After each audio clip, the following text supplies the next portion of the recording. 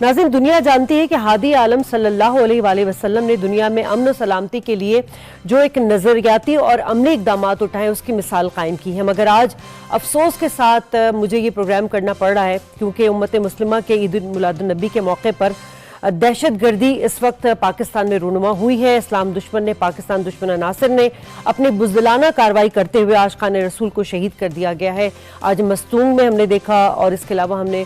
KPK में देखा कि दहशत गर्दी के वाक़यात हुए जिसमें शहादतें हुई हैं, कई मासूम जाने जो है वो ज़ख्मी भी हैं। नाज़रीन, इसके अलावा आज अफगानिस्तान से पाकिस्तान में दरअंदाजी की कोशिश की गई जिसको नाकाम बना दिया गया हमारी फोर्सेस की जानिब से, लेकिन हमारे 4 जवान इसमें शहीद भी हो गए। इसमें कोई शक नहीं कि जो हमारा अज़ली दुश्मन है जो कि हाल ही में कनाडा में हमने देखा कि सिखों पर कातलाना हमला किया और उस कत्ल पर वो बेनकाब भी हुआ और बेनकाब होने के बाद उस पर इतना प्रेशर आया कि बौखलाहट में एक बार फिर उसने पाकिस्तान को टारगेट करना शुरू कर दिया है।